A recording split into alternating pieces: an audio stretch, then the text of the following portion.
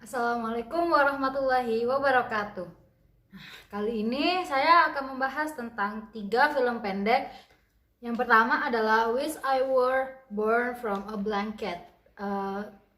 Film ini rilis pada tahun 2020. Dimulai dari anak ini dia dimarahin ibunya karena dia tidak mau minum susu gitu kan. Nah, di sini juga ditunjukkan bahwa sang ibu ini pemarah, suka banget marah-marah. Bapaknya, suaminya dimarahin, anaknya pun juga bisa dibilang tiap hari dimarahin. Nah, akhirnya orang tuanya ini sering banget berantem kayak tiap hari gitu. Akhirnya si anak pun mulai sedih, dia sudah mulai gak kuat sama orang tuanya yang selalu berantem. Tiap hari teriak-teriak di depan anaknya sendiri. Lalu suatu hari dia lagi di jalan, terus melihat ke arah hotel. Nah, di depan hotel itu ada sebuah keluarga dengan anak laki-laki yang mereka itu tersenyum bahagia.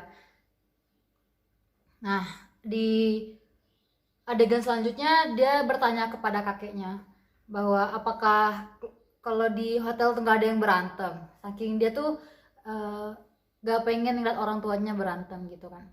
Akhirnya orang tuanya ini memuncak makin bener-bener tiap hari, bahkan gak cuma di rumah tapi di luar rumah juga, kayak di depan Gramedia, di depan mall itu. Lalu ada mereka berantem saat di taman. Nah, itu kan di tempat publik ya, seharusnya mereka kan bisa menjaga gitu.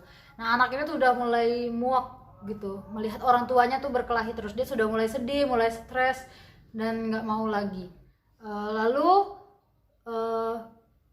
memuncak lagi di saat anak itu sedang sakit. Akhirnya dia sakit, demam, menggigil gitu. Akhirnya ibunya pun menidurkannya.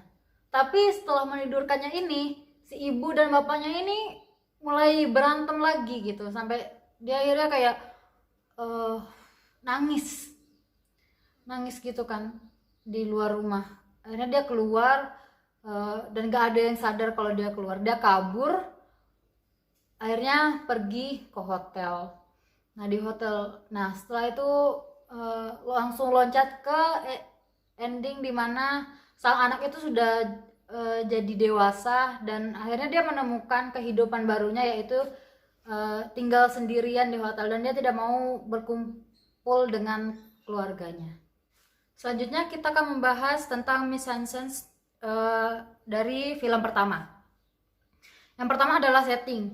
Nah, di setting ini ada ruang makan, lalu taman, ada depan mall, depan Gramedia, lalu ada di ruang tamu, terus ada di kamar saat anaknya sedang sakit, lalu ada di kamar hotel saat awal pertama kali dia ke hotel, dan ketika si anak sudah besar. Lalu yang kedua adalah kostum. Nah, di kostum ini sebetulnya lebih ke mereka menggunakan baju sehari-hari ya, yang biasanya kita gunakan juga kayak di rumah itu gimana bersantai. Kalau misalnya mereka lagi keluar pakai baju jalan yang lebih rapi begitu. Lalu ada make up. Nah, di make upnya ini mereka sebetulnya yang hanya dilihatkan wajahnya itu anak perempuan ini dan keluarga yang bahagia itu sama bapaknya. Jadi mereka lebih ke makeup natural atau ya yang sesuai lah dengan wajahnya gitu, dengan umurnya. Lalu ada makeup yang lainnya itu makeup buat orang sakit gitu, makeup karakter gitu. Jadi si anak ini dibuat karakternya agar terlihat sakit. Contohnya dengan memutihkan bibir atau memucatkan bibir. Semuanya terlihat pucat dari wajah hingga bibir. Jadi benar-benar terlihat bahwa si anak ini sakit. Lalu ada pencahayaan. Di pencahayaan ini sebetulnya mereka menggunakan 3-point lighting. Hanya saja key lightnya ini rata-rata digunakan saat di luar, mereka menggunakan cahaya matahari.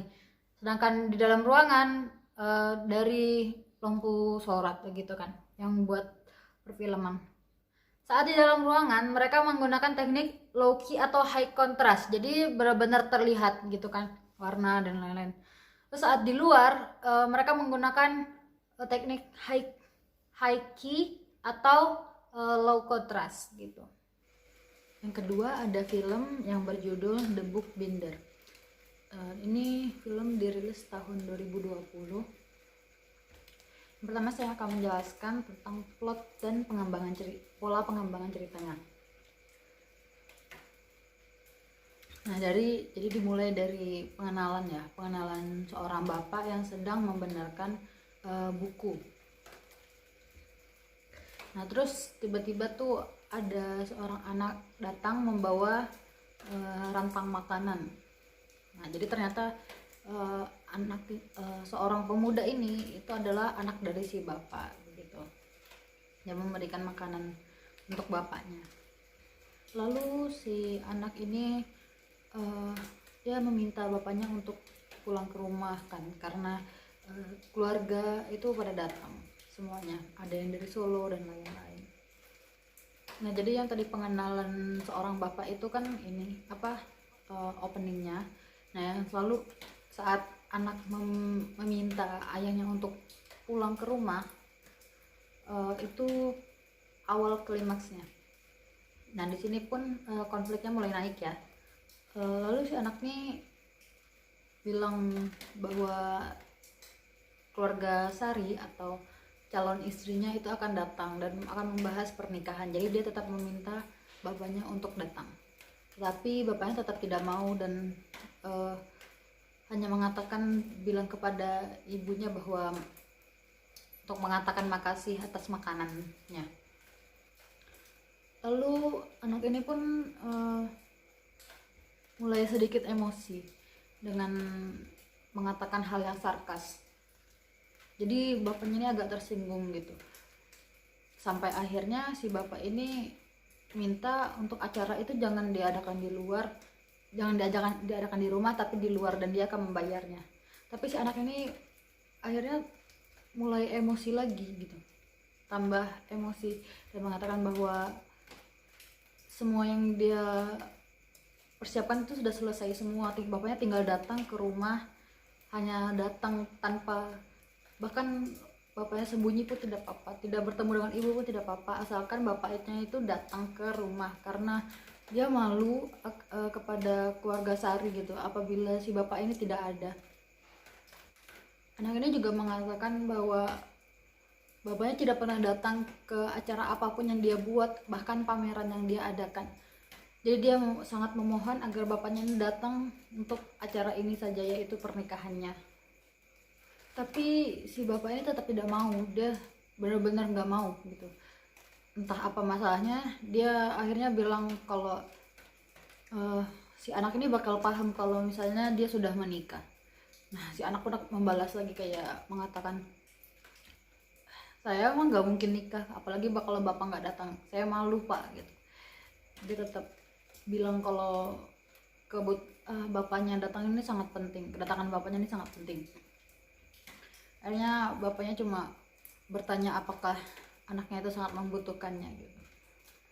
Nah, lalu tiba-tiba ada datang seorang customer, yaitu seorang dosen yang ingin merapikan binding dari bukunya. Nah, si bapak ini pun akhirnya awalnya menolak, karena bukan menolak tapi mengatakan bahwa tidak bisa secepat itu untuk mengerjakannya. Tapi akhirnya si bapak pun menerima. Lalu si anak pun pamit dan pergi dan mengatakan bahwa jika bapaknya ingin datang, maka acara itu ada pada jam 8 malam gitu, besokan harinya. Lalu pada malam harinya si bapak pun mengerjakan binding dari buku seorang customer tadi, yang Pak dosen tadi. Terus dia melihat di dalam buku itu ada foto anak dari Pak dosen, mulai dari masih baru lahir sampai baru bisa jalan gitu.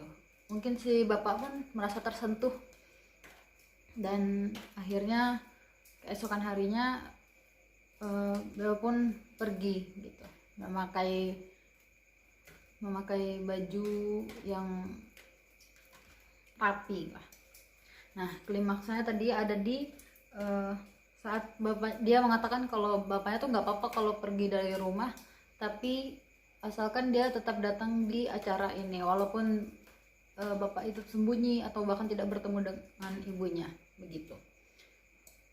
Lalu jadi endingnya saat mulai ending itu ketika si bapak melihat foto-foto anak daripada dosen, lalu memutuskan untuk pergi dan datang ke acara pembahasan pernikahan anaknya. Lanjut yang ketiga ada film 1000 Kunang-Kunang di Jakarta. Nah, jadi dimulai dari suara radio dan lampu yang mulai kedap-kedip. Lalu kamera disorot ke pemuda yang sedang menulis puisi. Dia sambil berpikir sambil melihat bulan di langit. Lalu tiba-tiba bulan itu, saat dia melihat lagi, bulan itu sudah hilang. Dia pun bingung dan radio pun mulai rusak. Lalu ada seorang anak kecil jalan membawa keranjang dan dengan payung hitam. Setelah itu dia pun terheran dan akhirnya menawarkan untuk mengantar anak kecil itu pulang ke rumahnya. Tapi tiba-tiba anak kecil itu jatuh, terus ya sesuatu yang di keranjang itu menggelinding dan akhirnya bisa diketahui bahwa itu adalah bulan yang di langit itu dicuri oleh anak kecil itu. Nah, di sini dia awal klimaksnya. Lalu akhirnya si pemuda pun menggendong anak kecil tadi yang mau kabur ke balai tadi kan yang dia dudukin. Setelah itu dia tanya kenapa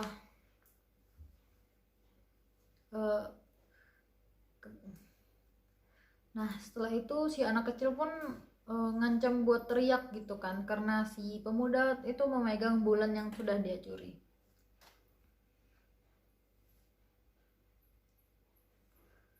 Si pemuda pun tetap kayak nanya kenapa gitu, terus dia si anak kecil pun bilang kalau bulan itu punyanya dia gitu. Terus akhirnya si pemuda pun merebut bulan itu dan tidak mau memberikannya. Terus si anak kecil pun akhirnya membalas juga dengan merebut kacamata si pemuda. Akhirnya si pemuda pun minta dibalikin, tapi si anak kecil itu minta tukar antara bulan dengan kacamata itu kan. Si pemuda tapi tetap mengeluh kalau misalnya kacamata itu belum lunas dan minta untuk jangan dipatahkan. Lalu si pemuda tuh nanya, emang mau dibawa kemana sih bulannya? Terus dia bilang kalau dia mau bawa bulan itu ke planet lain agar cuma dia yang bisa melihatnya. Terus si pemuda itu tetap bersikeras untuk tidak memberikan. Nah, lalu si anak kecil pun nangis kan. Nangis, lalu si pemuda ini akhirnya agak luluh dan dia mau memberikannya. Dia taruh di bulannya di tengah-tengah.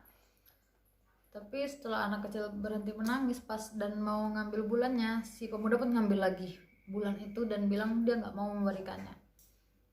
Nah, akhirnya si anak kecil pun mengancam untuk mematahkannya. Akhirnya dia pun bilang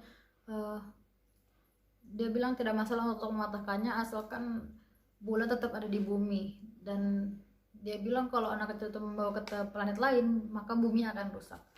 Lalu si pemuda pun bilang akan membawa bulan itu ke kantor polisi.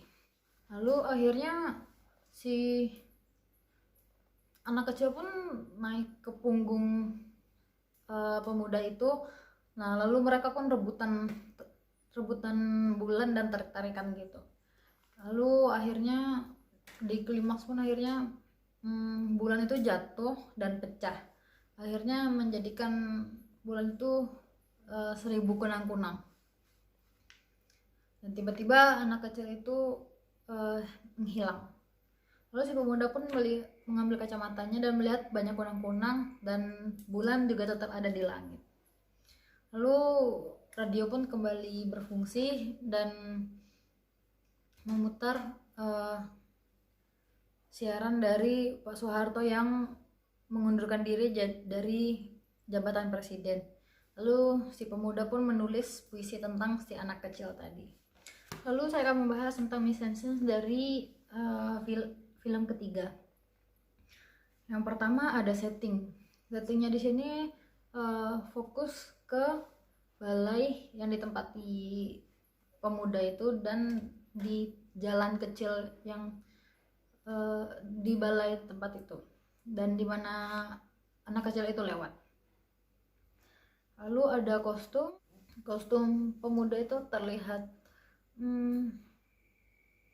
tidak cocok. Maksudnya seorang yang lagi bersantai di balai terlihat terlalu mahal pakaiannya. Ya untuk anak kecilnya sebetulnya cocok, tapi cocoknya itu dalam artian berarti dia bukan makhluk dari bumi itu, begitu. Menurut saya seperti itu. Lalu ada make up natural. Di sini tidak terlalu menunjukkan make up yang bagaimana, tapi hanya menunjukkan wajah asli dari pemain. Lalu ada pencahayaannya, karena diambil saat malam hari, jadi fokusnya hanya menggunakan low key atau high contrast. Selesai.